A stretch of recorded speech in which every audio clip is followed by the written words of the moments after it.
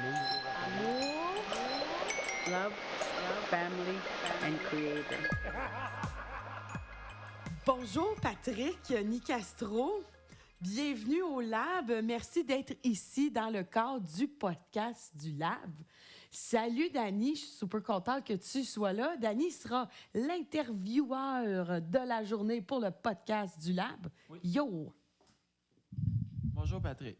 Salut, ça va bien? Oui, toi. Merci, oui. Bienvenue au Lab et merci de participer artistes, projets, voix, podcast du Lab. Ça me fait plaisir.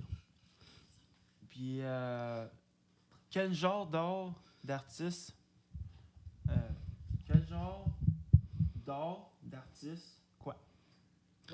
C'est une bonne question. C'est une question que j'ai même un petit peu de misère à répondre parce que je suis un artiste qui pose des questions et puis qui est équipé techniquement pour répondre à ces questions-là avec différents médiums. OK. Là, en ce moment, ce qui m'intéresse, c'est de créer des situations, des occasions de dialogue.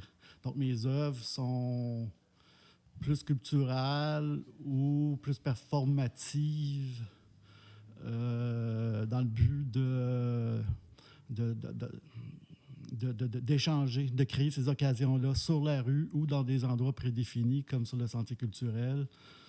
Et où cet été, j'avais un projet où chaque jour, je me promenais avec une petite caméra instamatique et puis sur le trottoir, puis je me donnais comme défi de rencontrer quelqu'un que je croisais et lui demander de me prendre en photo. OK. Ce qui est comme un peu court-circuiter l'élément de transit qui se passe habituellement, qu'on se croise, on se regarde pas ou on se regarde, mais les gens n'engagent pas de discussion ensemble. Donc, c'était une œuvre, c'est une œuvre qui est impalpable.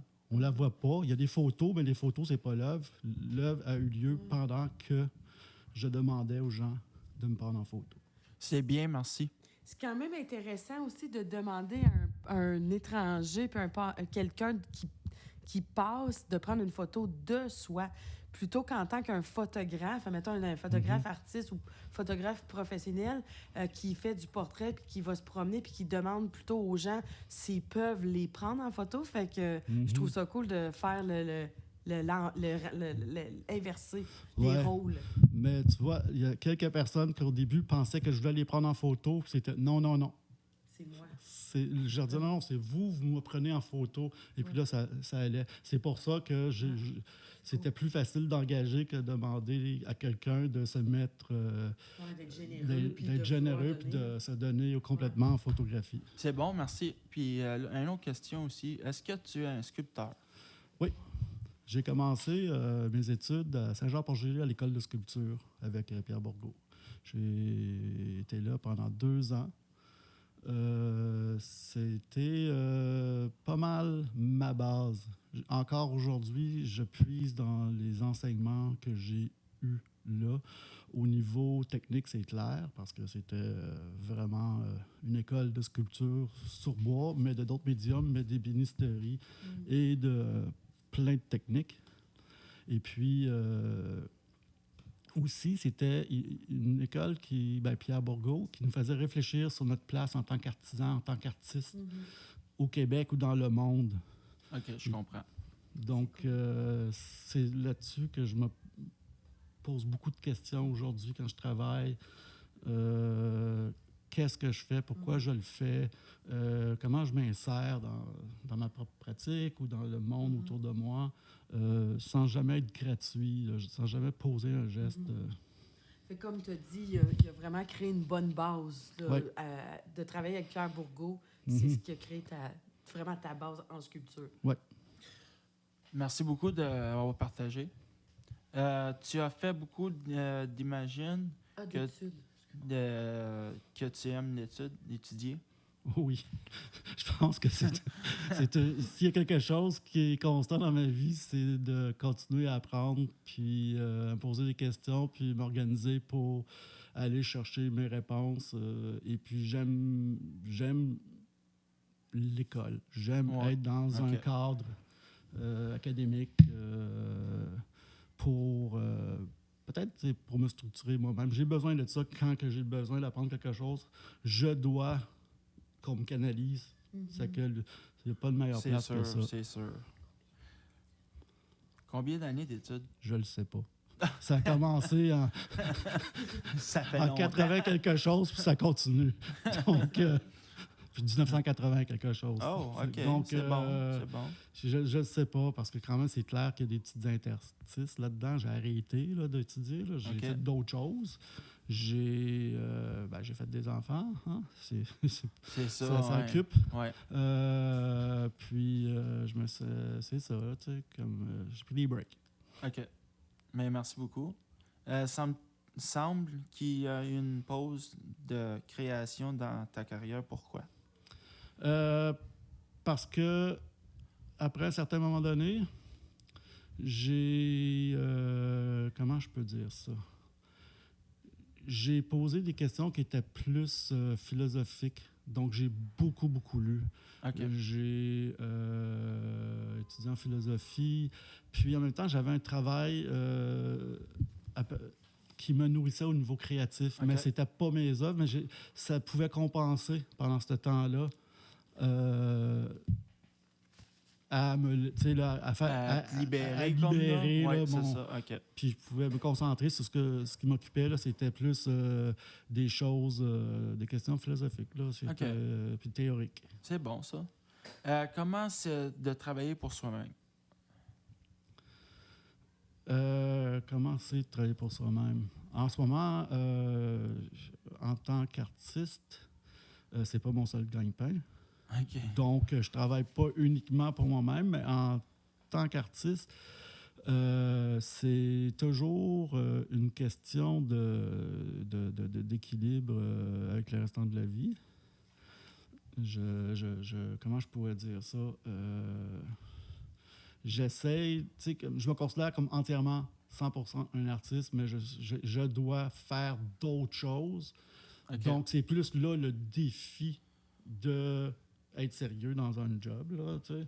Mais comme ma tête est toujours occupée par, tu sais, un petit hamster qui parle Oh, de ouais, mon non, je art, comprends puis ça, oui. qu'est-ce que je fais, puis ah oui, ben, tu sais, on continue, mais là, t'es pas dans l'atelier ou t'es pas, t'es pas proche de ton travail, donc... Ben, merci beaucoup.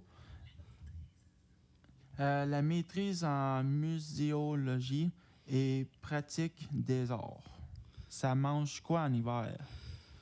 C'est une bonne question. Ça mange quoi l'hiver? C'est une maîtrise qui est axée sur la recherche-création. Donc, c'est un programme du côté pratique des arts, parce OK. qu'en muséologie, c'est pas ma concentration. Moi, j'ai pris pratique des arts, donc art.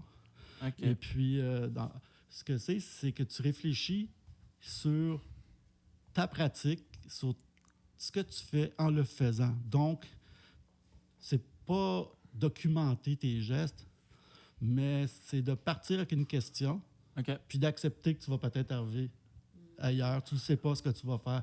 C'est OK. une recherche moi, la mienne se passe avec plein de monde. Donc, c'est une recherche que je peux pas dire. À la fin de mon parcours, il va y avoir une exposition. Dans mon exposition, il va y avoir 4 peintures puis une C'est sculpture. ça, tu sais. ouais. Je ne sais pas où je m'en Non, vais. c'est ça. Puis je commence à me rendre compte que ce que je vais présenter, ça a commencé. Ça a commencé. C'est déjà toutes les petites interventions que j'ai faites dans les séminaires et puis que j'ai faites ici au printemps passé. Je considère que c'est l'œuvre. Puis ça va être la durée de ces échanges-là. Puis dans 1 an, dans 6 mois, dans 2 ans, je vais peut-être dire basta, c'est fini, c'était ça. Et puis ça va être des dialogues qui ont existé. Ça va être des dates, des documentations que j'ai faites. Puis et voilà, c'est une œuvre de convivialité comme posture politique. Donc je crée ces affaires-là, ces occasions-là. Le monde discute, le monde en parle. Et puis là-dessus, au bout, sans le dire quand on en parle, mais c'est une posture politique que je théorise en arrière de ça. Un dialogue entre des gens, c'est prendre une position politique. Parle-nous-en un petit peu plus De- de ça, cette posture politique. Qu'est-ce que ça veut dire quand tu dis que c'est politique? Mettons là, qu'on veut comprendre, là, ici, les participants au lab, quand tu dis qu'il y a des dialogues avec des gens, on se rencontre sur la place publique, c'est politique. C'est ça. S'il te plaît, Ouais. Juste, élabore. Ok. expliquer le général. De façon la plus concrète et puis la plus facile que je peux le dire, c'est comme Hannah Arendt, la philosophe, qui disait « Le politique, c'est tout ce qui est entre les hommes. » Donc, tout ce qui se passe entre nous, c'est le politique. OK. Donc, OK. c'est un peu pour pas avoir une revendication. C'est plus pour dire, hey, quand on se parle, là, la politique, c'est pas juste à Ottawa. On a une posture, on a un pouvoir politique entre nous. Ouais. Et puis la politique, c'est ça, c'est l'échange entre les citoyens, entre les individus. Ouais. Puis ça n'a pas besoin d'être dans un parlement, voter quelque chose. Ne serait-ce qu'un jardin communautaire, comme au jardin communautaire que je suis, les surplus, on les amène dans un frigidaire communautaire. OK. Et puis, c'est une posture politique. On fait... Puis si tout le monde le faisait puis ça devenait exponentiel, bon là, on pourrait quasiment kicker out. Là. OK.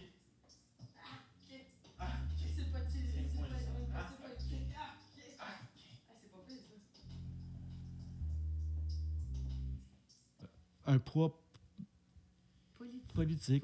C'est le politique avec un gros P, pas avec le petit P. On ne fait pas de la petite politique à Ottawa, on fait de la politique En comme- gros général. en là. gros général, humains. entre Pour nous, les humains. l'humanité. Ouais. C'est ça, c'est Puis, ça. comme tu dis, c'est pas nécessairement revendicatif. C'est pas toujours des revendications. Non, C'est les gestes qu'on pose, puis de Ouais. se rallier. Comme C'est ici, ça. nous autres, au lab, dans le fond, On quand était une famille, ici. C'est ça. on est une famille, C'est- puis en même temps, c'est quasiment politique aussi, parce qu'on se rend compte, un peu comme pour un but commun, Ouais. qui est les arts, de démocratiser les arts, rendre ça assez accessible. Même Fait le que studio de musique, là, c'est C'est ça. c'est extraordinaire. Là. Fait que c'est politique, dans Ouais. le fond. Fait que je comprends, je pense que je commence à comprendre un peu. C'est ça. Puis moi, c'est la convivialité comme posture. Oui. C'est que je cherchais un élément entre nous, c'est Ok. d'être convivial. Puis, Puis c'est ça. Vu ce qui se passe, on crée. Faire famille. là. ouais. Est-ce que tu peux nous définir un peu plus ce que ça veut dire pour toi, la convivialité? La convivialité, c'est la rencontre, le dialogue qui arrive de façon,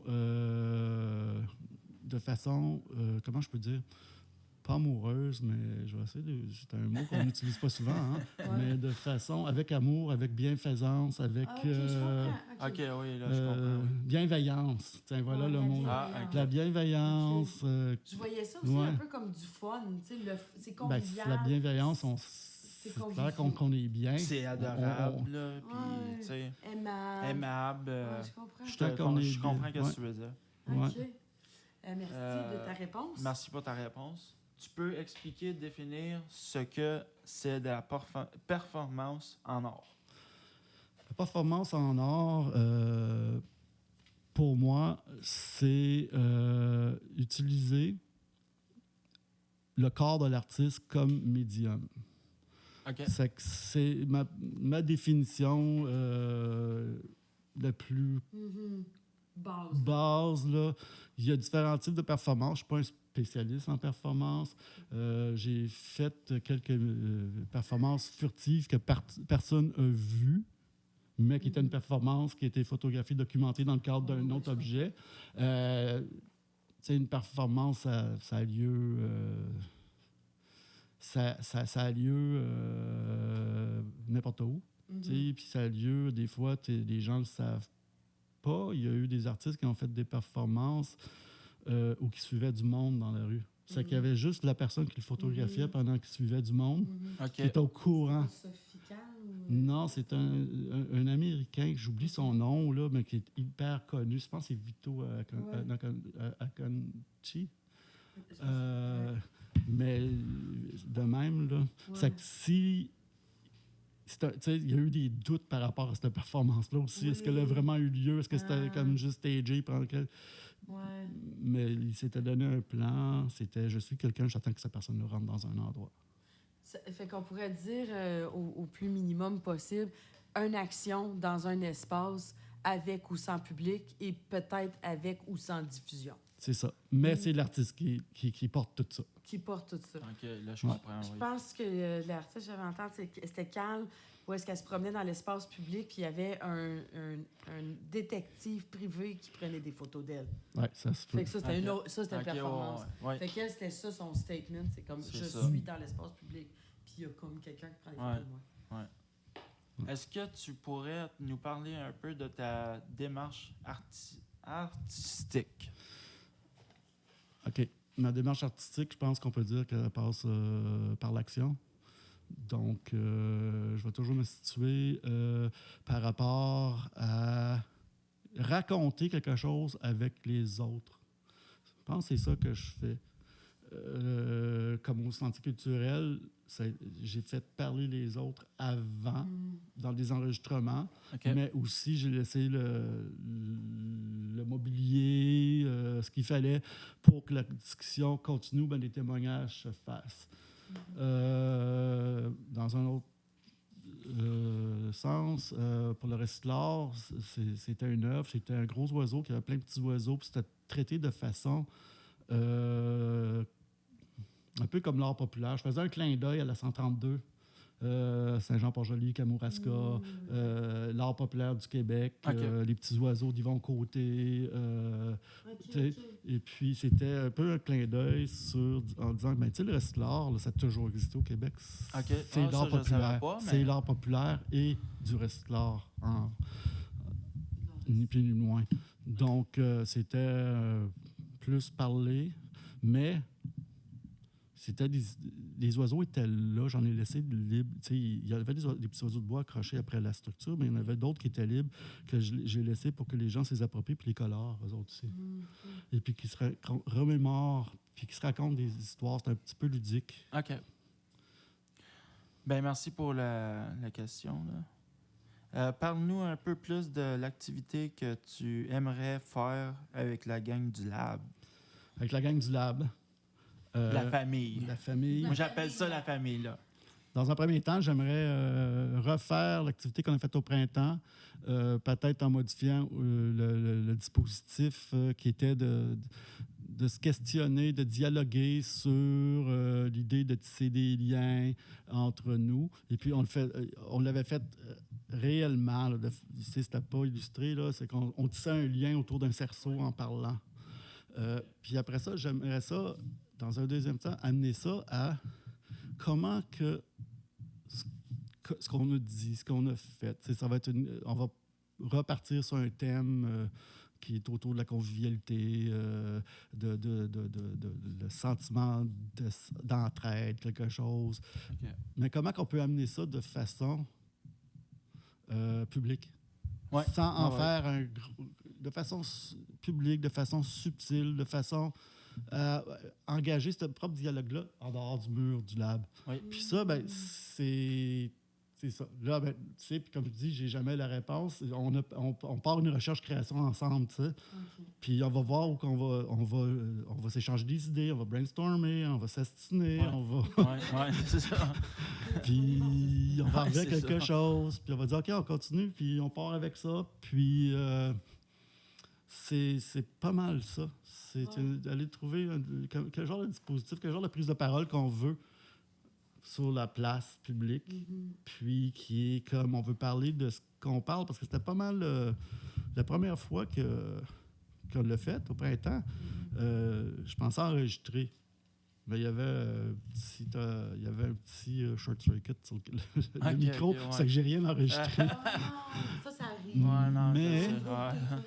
Je te comprends sur ça parce que moi, ça m'est arrivé. Là, Mais il y avait ça. des choses tellement belles qui avaient été échangées. Oui, Là, je vraiment. m'en rappelle, on se regardait, puis c'était comme, ah oui, Des beaux échanges. des échanges, là, puis des paroles que je voulais garder. Là, tu sais, c'est Ouais.